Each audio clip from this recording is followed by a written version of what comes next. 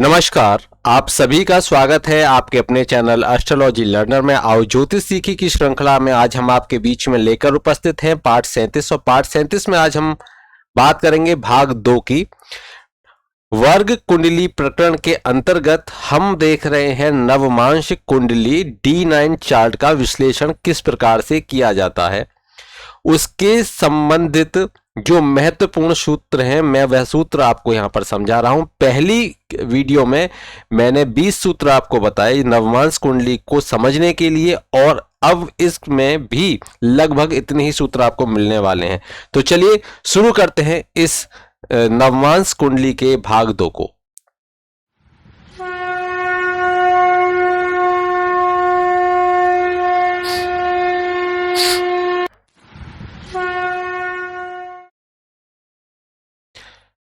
पिछली क्लास में नवमांश कुंडली को देखने के लिए जो ये चार्ट है, ये चार्ट मैंने आपको दिखा दिया, और यहां पर एक मैंने कल समझाया था, तो ये आज मैं फिर आपको समझा देता हूं। यहां पर ये राशियां हैं, 12 राशियां हैं, और 12 राशियों में प्रत्येक राशि का जो नवमांश का एक भाग होता है वह 3 अंश 20 कला का हो गया, और जो पहला भाग है उसके स्वामी देवता हो जाते हैं। और यहाँ पर जो राशि है मेष में, पहला मेष का उदय होगा, और फिर दूसरा जो नवमांश होगा वह वृषभ राशि का उदय होगा, फिर तीसरा नवमांश जो होगा वह मिथुन राशि का जो मेष के अंतर है वह उदय होगा। इसी प्रकार से देवता, नर, राक्षस इनके स्वामी बन जाते हैं इन भागों के। यहां पर जब हम वृषभ राशि में चलेंगे तो वृषभ राशि का जो पहला उदय होगा वह किस में होगा, वह होगा मकर राशि में। मकर राशि मेष से 10 कदम 10वीं राशि बैठेगी, तो इस 10वीं राशि से ऐसे ही हम चलते आगे बढ़ेंगे तो प्रत्येक 10वीं राशि यहां पर आती जाएगी। जैसे मेष से 10वीं राशि मकर, मकर से 10वीं राशि जब हम गिनेंगे तो वह तुला होगी, और तुला से 10वीं राशि जो होगी वह चंद्रमा की जो राशि है कर्क वह होगी। और यहाँ 4 राशि आपको ध्यान में रखना है। 4 राशि फिर उसी आवर्ती में आपको मिलती जाएंगी, जैसे मेष, मकर, तुला, कन्या। आगे आप देखिए इसी प्रकार से यहाँ पर आगे मेष, मकर, तुला, कन्या, इस तरह से ये रहेंगी। 3 अंश 20 कला तक ये जो राशियां आ रही हैं ये इनका उदय होगा। प्रत्येक राशि में कैसे कैसे होगा आप यहाँ देख पा रहे हो।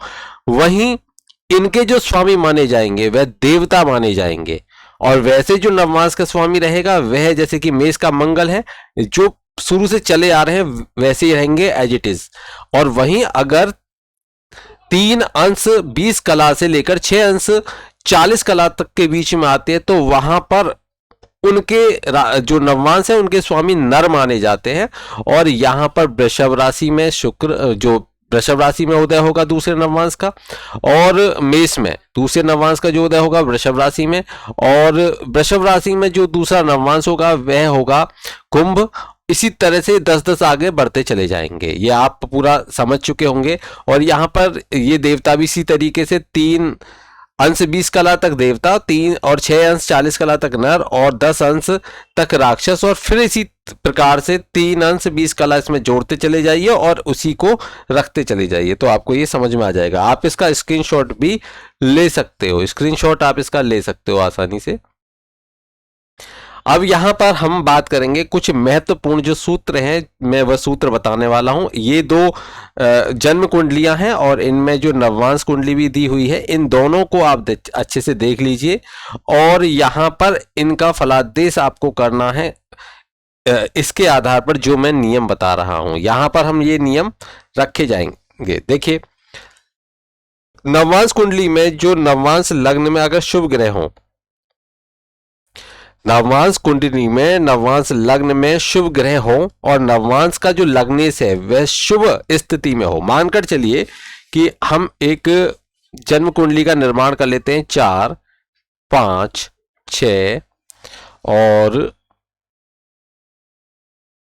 जैसे यहां पर D9 चार्ट में हम ये देखते हैं कि यहां पर ये लग्न है D9 चार्ट का, नवमांश का जो कर्क का नवमांश है, और वहां पर कर्क के जो स्वामी होते हैं वह कौन होते हैं, चंद्रमा।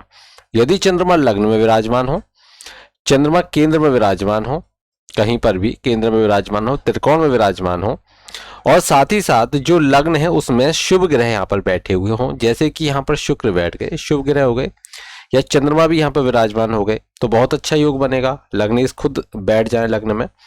और वहीं जो सप्तम भाव है, नवमांस का जो सप्तम भाव है, उसमें जो यहाँ पर कौन है, शनि होते हैं इसके सप्तमेश। अगर शनि यहाँ पर बैठे हों, साथ ही शनि के साथ में गुरु भी विराजमान हो जाए, गुरु अकेले तो अच्छे नहीं होते, लेकिन गुरु अगर किसी के साथ में विराजमान हो जाते हैं साथ में, तो वहां पर वो योग अच्छा हो जाता है। तो यहाँ पर जब ऐसी स्थिति बनती है, या गुरु यहाँ पर कहाँ पर हो, शनि को देखते हों, कोई ऐसी स्थिति बनती हो कि जो यहाँ पर बैठे हुए शनि को देखते हों, और यहाँ पर बैठे हुए शनि को कब देखेंगे, कब, अब मानकर चलिए गुरु यहाँ पर विराजमान है, ये गुरु यहाँ पर बैठ गए, यहाँ पर बैठ गए, तो यहाँ से 1 2 3 4 5, पांचवी दृष्टि ये किसको देंगे, जो सप्तम भाव को देंगे। तो यहाँ ये जब दृष्टि देंगे इस तरह से, गुरु यहाँ पर दृष्टि देंगे, इस तरह के पांचवी दृष्टि इनकी जाएगी, तो वहां पर ये जो स्थिति है ये बहुत ही नववांश की शुभ स्थिति मानी जाएगी।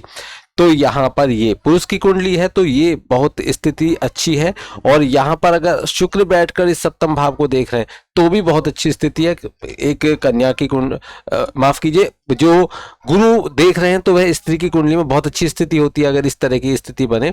और वहीं जो पुरुष की कुंडली है उसमें शुक्र देखें इस भावों को, या इनमें विराजमान हो, क्योंकि शुक्र एक पुरुष की कुंडली में शुक्र कारक होते हैं विवाह के, वहीं स्त्री की कुंडली में जो गुरु है वह कारक होते हैं विवाह के। तो यहां पर यह स्थिति एक अच्छे विवाह को बताती है, एक अति उत्तम वैवाहिक सुख को यहां पर बताने का काम करती है। चलिए अब हम आगे बढ़ते हैं, कुछ नियम और देख लेते हैं।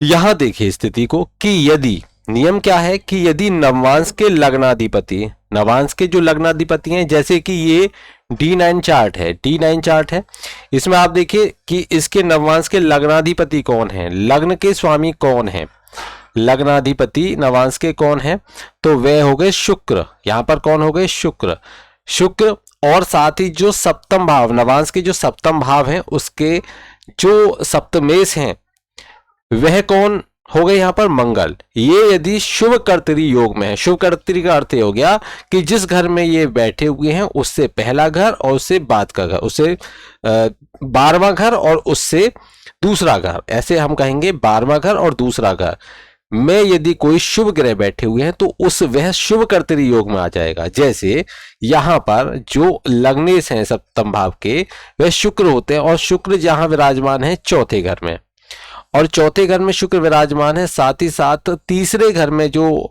बैठे हुए हैं अपने ही नवांश में गुरु विराजमान है, तो ये भी शुभ है।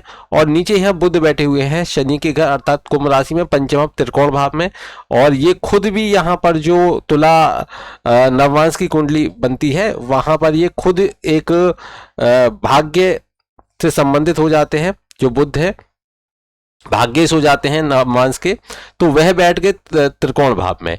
अब ये जो स्थिति आप देख पा रहे हो, क्योंकि यहां पर देखिए शुक्र जो लग्नेश हो गया वह शुभ कर्तरी में आ गया, और वहीं जो सप्तम भाव का स्वामी हो गया मंगल, वह कहां बैठ गया, दूसरे भाव में, और यहां लग्न में बैठ गए चंद्रमा, और यहां गुरु इनके बीच में आ गया। तो इस तरीके से यदि स्थिति बनती है किसी भी व्यक्ति की, यहां पर सिर्फ मैंने ये प्रतीकात्मक रूप से दिखाई है, लेकिन यदि किसी व्यक्ति की इस प्रकार की स्थिति नवमांश में बनती है और लग्न में भी अच्छी स्थिति बनती है, तो उस स्थिति में हम ये कह सकते हैं कि उस व्यक्ति का, उस जातक का जो विवाह होगा या वैवाहिक संबंध होगा वह बहुत ही सुखी होगा, बहुत ही उत्तम होगा, और सभी शुभ फल देने वाला वह बनता है। चलिए आगे और नियमों को समझ लेते हैं। एक नया नियम हमारा ये कहता है कि मैं भी लग्न को यहां पर नहीं दिखा रहा क्योंकि हम इसी समय नवमांश की बात करें, D9 चार्ट की। देखिए नियम है कि यदि नवमांश के लग्नेश और नवमांश के सप्तमेश ये केंद्र अथवा त्रिकोण में कोई शुभ योग बनाते हैं तो वहां पर वैवाहिक संबंध जो होंगे, वैवाहिक जो सुख मिलने वाला होगा बहुत ही अच्छा माना जाता है। जैसे कि यहां पर आप देखिए, यहां पर ये तुला का नवांश लग्न है और वहीं मंगल मेष राशि का जो नवांश का सप्तमेश, सप्तम भाव और सप्तमेश है ये। अगर यहाँ पर ये मंगल विराजमान है तो ये रुचक नामक एक योग बनाते हैं, और वहीं जो शुक्र है वे चंद्रमा के साथ में विराजमान होकर महालक्ष्मी योग का निर्माण करते हैं। तो ऐसी स्थिति में यहां पर जो लग्नेश है शुक्र वह चंद्रमा के साथ विराजमान हो गए केंद्र भाव त्रिकोण भाव में, और वहीं जो मंगल है स्वग्रही हो गए और खुद के घर में जो मेष राशि में और ये रुचक नामक योग का निर्माण कर रहे हैं। तो उस स्थिति में यहाँ पर ये एक शुभ स्थिति बनती है जो कि एक उत्तम वैवाहिक सुख को इंगित करती है। तो यह स्थिति बहुत ही अच्छी रहती है। अब हम देखेंगे कि यदि नवांश के जो सप्तमेश हैं वह केंद्र या त्रिकोण में कोई भी राजयोग बनाते हैं तो यह स्थिति बहुत सुखद होती है। यहाँ पर जो स्थिति आप देख रहे हो कि यहाँ पर मंगल रुचक नामक योग बना रहे हैं, और वहीं पर जो चंद्रमा के साथ शुक्र हैं ये जो है महालक्ष्मी योग होता है वह योग बना रहे हैं। इस प्रकार से हमने यहाँ इसको देखा है। आगे अब देखिए कि यदि नवांश में आगे एक नियम और देखते हैं कि नवांश कुंडली में यहां पर ये नियम देख लेते हैं हम कि नवमांश के जो सुखेश हैं, सुखेश अर्थात जो चौथे भाव के नवांश के जो चौथा भाव है उस चौथे भाव के स्वामी हैं वह किसी शुभ स्थिति में हो, केंद्र में हो, त्रिकोण में हो, उच्च के हो, और साथ ही साथ जो चौथा भाव है वह चौथा भाव में कोई शुभ ग्रह विराजमान हो, तो ऐसी स्थिति में भी बहुत उत्तम वैवाहिक सुख की ये परिचायक है। बहुत ही अच्छा वैवाहिक सुख उस व्यक्ति को प्राप्त होता है। जैसे कि यहाँ पर जो चौथा भाव है, चौथे भाव को आप देखिए कौन है यहाँ पर, मकर राशि, और मकर नवमास के जो स्वामी होते हैं शनि हो गए। अब शनि जो विराजमान है वह तुला के नवांश में बैठकर यहाँ पर उच्च हो जाते हैं। देखिए उच्च हो गए केंद्र में, और वहीं जो बृहस्पति हैं वो बृहस्पति चौथे भाव में विराजमान हो गए और ये शुभ स्थिति बन जाती है। जब ऐसी स्थिति बने तो वहां पर भी हमको ये देखना है कि जो, क्योंकि चौथा भाव किसका हो गया, सुख का भाव हो गया, तो वहां पर ये सुख देने वाला भाव है जिस जो स्थिति बहुत ही अच्छी मानी जाएगी। अब फिर से सुन लीजिए, चौथे भाव में कोई शुभ ग्रह विराजमान हो नवांश के, और साथ ही साथ जो चौथे भाव के स्वामी हैं वो शुभ स्थिति में हो, बली हो, स्वग्रही हो, मित्र क्षेत्री हो, केंद्र या त्रिकोण में विराजमान हो, और ऐसी शुभ ग्रहों की दृष्टि भी उन पर हो तो और भी अच्छा है। तो ऐसी स्थिति में बहुत ही अच्छे वैवाहिक सुख की उस व्यक्ति को प्राप्ति होती है। आगे देखते हैं, नियम है कि कुंडली के जो कौन से भाव के स्वामी हो जाते हैं, कुंडली के चौथे भाव के स्वामी, एक तो चौथे भाव के स्वामी, साथ ही साथ जो पांचवें भाव के स्वामी, और कुंडली के सातवें भाव के, नौवें भाव के स्वामी यदि कहां पर विराजमान हो, केंद्र में हो, त्रिकोण में हो, तो ये भी एक शुभ स्थिति मानी जाती है। चलिए आगे देखते हैं, एक नियम और देखते हैं कि नवांश कुंडली में जो चौथे भाव के स्वामी हैं, जो सातवें भाव के स्वामी हैं, और जो नवम भाव के स्वामी हैं, ये तीनों यदि केंद्र अथवा त्रिकोण में एक साथ विराजमान हो जाएं तो भी बहुत ही अच्छा वैवाहिक सुख उस व्यक्ति को प्राप्त होता है। जैसे कि यहाँ पर जो चौथे भाव के स्वामी होते हैं वह गुरु हो जाते हैं, वहीं साथ ही साथ जो सातवें भाव के स्वामी हो जाते हैं वह यहाँ पर बुध हो जाते हैं, और जो भाग्य भाव के स्वामी हो जाते हैं वह यहाँ पर सूर्य हो जाते हैं। तो इस स्थिति में जब भी ये स्थिति बनेगी तो उस व्यक्ति को बहुत ही सुंदर अच्छा वैवाहिक सुख प्राप्त होता है। चलिए और देख लेते हैं। अब देखिए, एक नियम और है कि नवमास कुंडली में D9 चार्ट में यदि पुरुष की कुंडली है तो वहां पर शुक्र अच्छी स्थिति में और मंगल अच्छी स्थिति में होने चाहिए। यह केंद्र अथवा त्रिकोण में हो सकते हैं, अपने मित्र क्षेत्री हो सकते हैं, उच्च के हो सकते हैं, कोई अच्छा शुभ योग बनाने वाले हो सकते हैं। तो ऐसी स्थिति में बहुत ही अच्छा वैवाहिक सुख प्राप्त होता है। जैसे यहाँ पर पुरुष की कुंडली की हम बात कर रहे हैं अभी, जैसे यहाँ पर शुक्र विराजमान है कहाँ पर, मीन राशि में, जो कि उच्च के हो जाते हैं। वहीं जो मंगल हैं वह अपने घर में बैठे हुए हैं और ये क्या बनाते हैं, रुचक योग बनाते हैं। रुचक योग यहाँ बनाते हैं, यहाँ ये बैठे हुए जो शुक्र है ये मालव्य योग भी बनाते हैं। और इसी प्रकार से जो गुरु हैं, गुरु को हम देखेंगे कि यहाँ से ये तो स्थिति अगर किसी पुरुष की कुंडली में है तो बहुत ही शुभ स्थिति है, लेकिन वहीं यदि किसी स्त्री की कुंडली की बात करें तो वहां पर हम देखेंगे गुरु को, गुरु कैसी स्थिति में बैठे हुए हैं। साथ ही साथ मंगल को देखेंगे कि मंगल कैसी स्थिति में बैठे हुए हैं। जैसे यहाँ पर मंगल यहाँ बैठे हुए हैं और गुरु यहाँ पर अपने ही घर में बैठकर हंस योग का निर्माण कर रहे हैं, तो ये जो स्थिति है ये बहुत ही उत्तम स्थिति मानी जाती है। पुरुष की कुंडली में हम देखें शुक्र को और मंगल को, स्त्री की कुंडली में देखें गुरु को और मंगल को। चलिए आगे और नियम है, उन नियमों को भी हम समझ लेते हैं।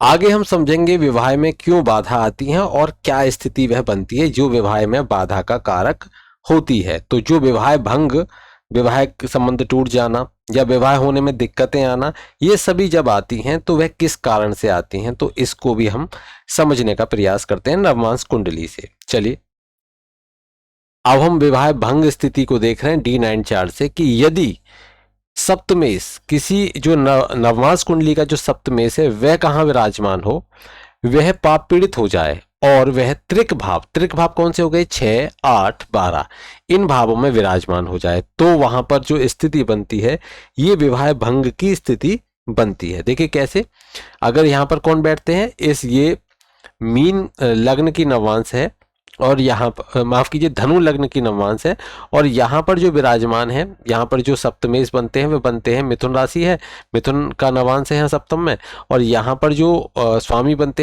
हैं बुध।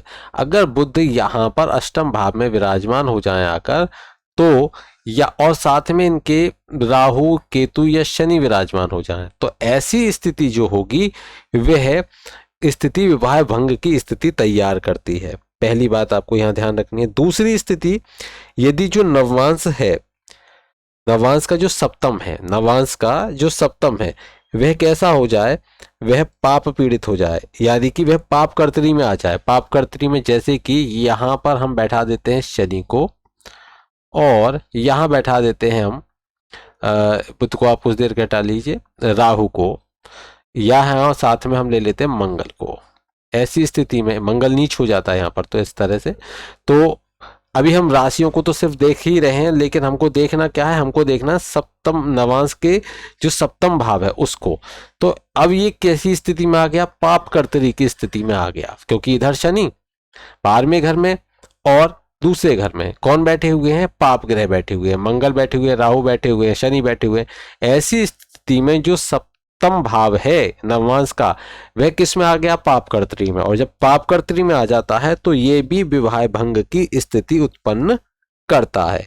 एक स्थिति और देखते हैं कि यदि नवमांस कुंडली में जो सप्तम भाव है, सप्तम भाव में, अब देखिए यहां इनको कुछ देर के लिए इन स्थितियों को आप भूल जाइए जो मैं बताने जा रहा हूं। अगर सप्तम भाव में राहु आकर विराजमान हो जाए, अगर नवांश के सप्तम भाव में राहु विराजमान हो जाए, तो ऐसी स्थिति में भी विवाह भंग की स्थिति वह बनाते हैं। विवाह भंग में जैसे कि विवाह विच्छेद होना या विवाह होने में कुछ समस्याएं आना, रिश्ते होते होते टूट जाना, ये सभी कहीं ना कहीं उसकी स्थिति बनाते हैं। और जबकि जो विवाह होने के बाद टूट जाता है वह विशेषकर ये स्थिति तैयार करते हैं।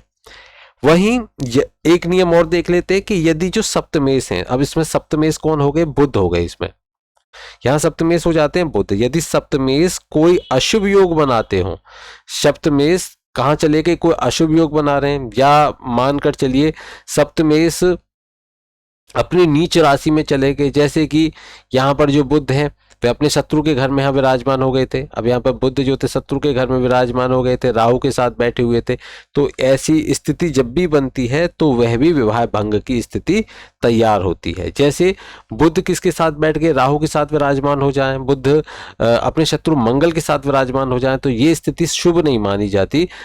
बुध की हम बात करें क्योंकि यहाँ पर बुध कौन है, सप्तमेश। अगर यहाँ पर कोई और नंबर लिखा हो, मानकर चलिए यहाँ 4 नंबर लिखा हुआ है और वह शनि के साथ में विराजमान हो जाए, तो शनि के साथ में जब भी विराजमान होंगे यहाँ के जो नवमांस के सप्तमेश, तो वह विष योग का निर्माण करेंगे, तो वह भी स्थिति अच्छी नहीं होगी।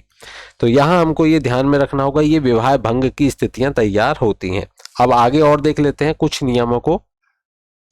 यदि D9 चार्ट में जो लग्नेश बनते हैं, D9 के मीन्स जो नवमांश के लग्नेश बनते हैं वह लग्नेश, या जो सप्तमेश बनते हैं वह सप्तमेश, और जो उसके कारक ग्रह होते हैं सातवें भाव के, जैसे कि शुक्र हो गए, तो शुक्र कारक ग्रह हो गए, जैसे वह कोई भी इन तीनों में से अगर नीच हो जाता है तो वहां पर भी विवाह भंग की स्थिति बनती है। जैसे कि मानकर चलिए यहाँ पर लग्नेश कौन होते हैं, बृहस्पति। अगर बृहस्पति कहाँ जाकर बैठ जाएं, मकर राशि में चले जाएं, गुरु मकर राशि में चले जाएं, तो ये नीच के हो जाएंगे, तब भी वैवाहिक भंग स्थिति बनेगी। या फिर जो सप्तम भाव के स्वामी कौन हो जाते हैं, यहाँ पर इस नवमांश में जो धनु का नवमांश है, इस नवमांश लग्न में कौन हो जाते हैं, जो सप्तम भाव सप्तम नवमांश कौन बैठते हैं, तो ये बैठते हैं मिथुन राशि, मिथुन का नवमांश हो जाता है। और यहाँ पर बुध इसके स्वामी होते हैं, और बुध क्या हो जाते हैं, ये यदि यहाँ जाकर बैठ जाते हैं तो इस स्थिति में बुध क्या हो जाते हैं, नीच के हो जाते हैं।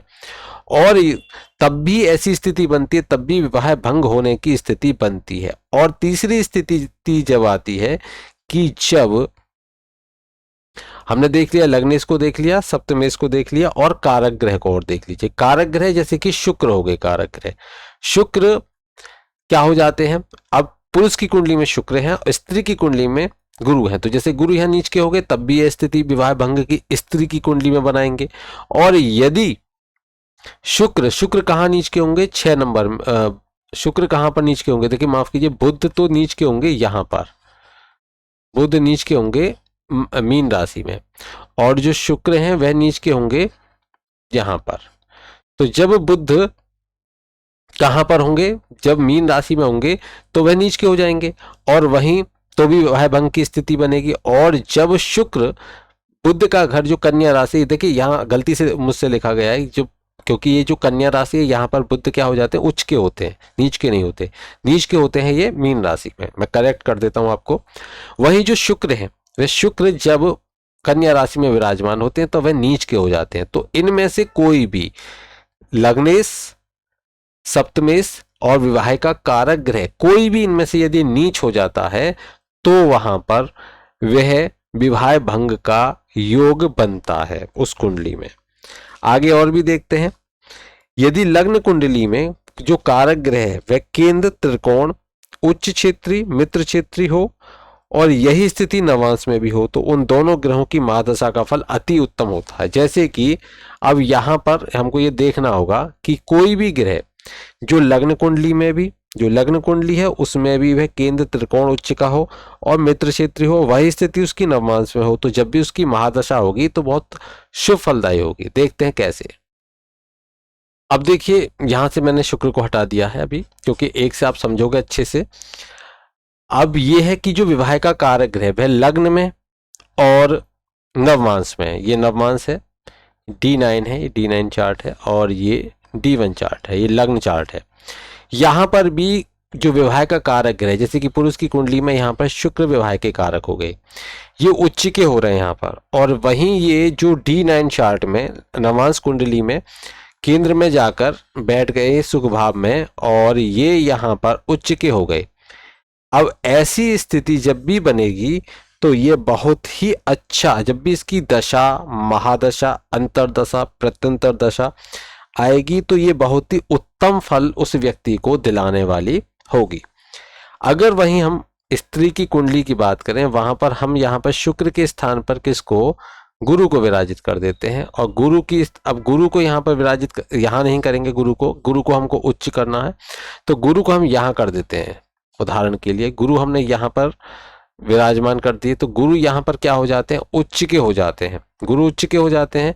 और साथ ही साथ यहाँ पर हम देखें कि या तो हम गुरु को यहाँ विराजमान करते हैं तो केंद्र में हमको ले जाने, या फिर हम गुरु को यहाँ करेंगे तो यहाँ अष्टम स्थिति आ जाती है। लेकिन फिर भी गुरु, क्योंकि यहाँ पर भी गुरु उच्च के हैं और यहाँ पर भी उच्च के हैं, और यहाँ पर ये हंस योग बनाते हैं, तो दोनों ही स्थितियां जब भी ग्रह की, हमको देखना क्या है, रिजल्ट ये है कि जो ग्रह लग्न में बहुत अच्छा उत्तम स्थिति में है, वही नवमांश में भी अगर उत्तम स्थिति में आ जाता है तो वह अपनी दशा, अंतरदशा, प्रत्यंतर दशा, सूक्ष्म दशा सभी में बहुत ही अच्छा उत्तम फल देने वाला होता है। यहां तक हमने इन पॉइंट्स को अच्छे से समझ लिया। आगे हम कुछ और पॉइंट्स हैं उनको भी समझ लेते हैं, ताकि आपको ये नवमांश से संबंधित कोई भी परेशानी नहीं हो।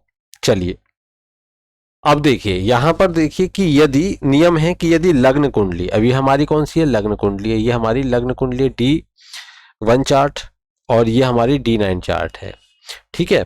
तो यदि कोई ग्रह लग्न कुंडली में त्रिक भाव में हो, लग्न कुंडली में कोई भी कारक ग्रह की हम बात कर रहे हैं, अब कारक ग्रह कौन हो जाते हैं, लग्नेश हो जाते हैं, पंचमेश हो जाते हैं और सप्तमेश हो इसमें भाग्येश हो जाते हैं, ये कारक ग्रह हो गए। अब ये कारक ग्रह या तो जैसे चंद्रमा यहां पर विराजमान हो गए, मंगल यहां विराजमान हो गए और गुरु यहां पर विराजमान हो गए, ये स्थिति यहां पर बनती है और यही स्थिति आकर बन जाती है कहां पर, चंद्रमा गुरु और मंगल, इस प्रकार की स्थिति बनती है। तो यहां पर ये जो होते हैं अपनी दशा अंतरदशा प्रत्यंतर दशा में अच्छा फल नहीं देते हैं। बेशक यहाँ पर ये योग बना रहे हैं, योग भी इनका इतना शुभ नहीं रहता, अच्छा योग नहीं देते हैं। यहाँ पर ये वर्गोत्तम हो रहे हैं ग्रह, तो वहां पर थोड़ी शुभता आ जाएगी, लेकिन यहाँ पर इनका जो फल है, जितना अच्छा फल इनका अगर इन त्रिक भाव में नहीं होते मिल सकता था, वह अच्छा फल इनकी दशाओं में नहीं मिल पाता, मिला जुला फल इनका मिलता है। चलिए आगे और समझ लेते हैं। कुंडली में जो चौथा भाव हो गया, नवांश का चौथा भाव, 8वां भाव और 12वां भाव, ये वैवाहिक स्थिति को देखने के लिए देखे जाते हैं, इनका विश्लेषण किया जाता है वैवाहिक स्थिति को देखने के लिए नवांश में। और यदि लग्न कुंडली में कोई ग्रह नीच का हो, अब जैसे कि लग्न कुंडली में कोई ग्रह नीच का हो जाता है, जैसे कि यहाँ पर ही मंगल नीच के हो गए और नवांश में वह ग्रह क्या हो गया, राशि वर्गोत्तमी हो गया या भाव वर्गोत्तमी हो गया, तो उसका नीच भंग हो जाएगा। जैसे कि मानकर चलिए कि मंगल यहाँ नीच के हो जाते हैं और वहीं ये कहाँ पर, वैसे इनका नीच भंग यहाँ पर मैंने बता दिया हो रहा था, लेकिन मैं एक बात ये मानकर चलिए कि यहाँ पर शनि नहीं देख रहे, नीच भंग नहीं हो रहा यहाँ पर, इसमें मानकर चलिए, तो यहाँ पर ये मंगल अगर नवांश कुंडली में कहाँ होते, ये उसी राशि में पहुंच जाते जिस राशि में यहाँ पर है, 4 नंबर पर ये यहाँ नीच के हैं, तो यही नीच की, अगर नीच की अवस्था इनकी यहाँ पर भी बनती, कहने का अर्थ हो गया नीच की अवस्था यहाँ पर भी बनेगी, और या फिर उस ही जैसे यहाँ पर या तो मंगल यहाँ विराजमान हो जाते या मंगल यहाँ पर विराजमान हो जाते, तो इन दोनों ही स्थिति में मंगल का, यहाँ जो बैठे हुए मंगल हैं, इनका नीच भंग हो जाता, तो इनका यहाँ पर नीच भंग हो जाता और ये क्या देते, शुभ फल देने वाले हो जाते। आगे देखिए कि यदि लग्न कुंडली में कोई ग्रह नीच का हो और यदि उसका जो नीच पति है, अब कोई ग्रह नीच का हो गया, उसका नीच पति, जैसे यहाँ पर नीच पति कौन हो गए, चंद्रमा, ठीक है, नीच के हो गए चंद्रमा, नीच पति यदि कोई लग्न कुंडली में ग्रह नीच का है और उसका जो नीच पति है वह नवांश भाव में वर्गोत्तमी हो जाए, अब यहाँ पर चंद्रमा वर्गोत्तमी हो गए, जैसे कि यहाँ पर चंद्रमा वर्गोत्तमी हो गए, ठीक है, तब भी वर्गोत्तमी हो गए भाव से या राशि से, यहाँ राशि वर्गोत्तमी हो गए, तो उस स्थिति में भी उसकी जो नीचता है भंग तो नहीं होगी, लेकिन उसकी नीचता में कमी आ जाएगी और वह शुभ फल भी देने के लायक हो जाएगा। आगे देखिए, यदि लग्न कुंडली में कोई ग्रह राजयोग बनाए, अगर कोई ग्रह जैसे कि मानकर चलिए कि यहाँ पर, जहाँ हम कुंडली में देखें कोई ग्रह राजयोग अगर बनाता है, तो राजयोग बनाने की स्थिति में नवांश में भी वो केंद्रीय त्रिकोण में राजयोग बनाए, मानकर चलिए कि कोई ग्रह राजयोग बनाता है, जैसे कि एक कुंडली और है हमारे पास में, कोई ग्रह राजयोग बनाता है लग्न कुंडली में, और लग्न कुंडली में राजयोग बना रहा है, जैसे यहाँ पर आप देखिए कि अगर यहाँ पर कौन सा ग्रह राजयोग बना रहा है, यहाँ पर आपको दिख रहा है कोई बनाता हुआ, तो मैं एक एग्जांपल के लिए लेता हूं आगे।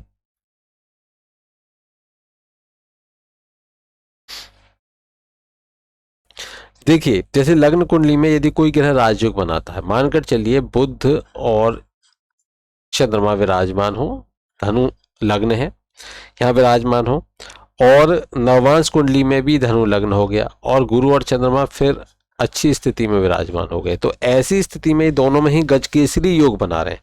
तो ये यहाँ पर स्थिति जो है ये क्या बताएगी कि जो ये गजकेसरी योग है ये अपना जब भी दशा महादशा अंतरदशा होगी उसमें दुगना फल ये दिखाने वाली होगी। जब भी गुरु की दशा आए या चंद्रमा की दशा आए तो वहां पर बहुत अच्छा ये फल देने वाली होती है। जैसे कि मानकर चलिए यहाँ पर 1 9 10 11 12 1 का अर्थ होगा मंगल यहाँ विराजमान हो, ऐसे ही यहाँ पर भी मंगल विराजमान हो। तो ऐसी स्थिति में ये रोचक योग बनेगा और यहाँ पर बैठे हुए जो मंगल हैं वह बहुत ही शुभ फल देंगे। जब भी उनकी महादशा अंतरदशा प्रत्यंतर दशा होगी तो जितना योग में फल देते हैं उससे दुगना फल ये यहाँ पर देने वाले होते हैं। और देखिए यहाँ पर और देखें कि यदि 2 3 4 5 6 7 8 यहाँ पर शनि विराजमान हो और यहाँ पर भी शनि विराजमान हो, तो ऐसी स्थिति में ये क्या हो गया, यहाँ पर ये कौन सा हो गया, यहाँ पर ये शश योग बन गया। और शश योग जब भी शनि की स्थिति आएगी, जब भी महादशा अंतरदशा आएगी, उस समय पर भी जब भी ये फल दिखाएगी तब ये दुगना फल शुभ फल दिखाने वाली होगी ये शश योग में। तो ये कोई भी अगर राजयोग लग्न कुंडली में बन रहा हो और वही नवमांश कुंडली में बन रहा हो तो उस योग की जो ताकत है वह फल जो दिखाने वाली होगी वह दुगना फल दिखाएगी आपको कुंडली में, आपके जीवन में फलीभूत होगा। चलिए अब ऐसे ही यदि कोई गलत योग बन रहा हो, जैसे कि मानकर चलिए कि हम यहाँ शनि को रख देते हैं, शनि के साथ में चंद्रमा को विराजित कर देते हैं, अब यहाँ पर ये विष योग बन गया। इसी तरीके से यहाँ पर भी इस कुंडली में भी विष योग बन रहा है, तो दोनों ही स्थितियों में ये विष योग बन रहा है। तो जब भी ये अपनी स्थिति में होगा, जब भी ये योग जब अब फल देने वाला होगा तो वहां पर वे बहुत ही अशुभता में भी दुगना हो जाएगा फल देने में। तो यहाँ ये उसकी स्थिति बन जाएगी। अब देखिए यदि किसी पुरुष के विवाह भंग की स्थिति बनती है, पुरुष कुंडली में विवाह भंग की स्थिति बनती है, तो उन्हें अर्क विवाह जो विवाह से पूर्व करना चाहिए पूरे विधि विधान से।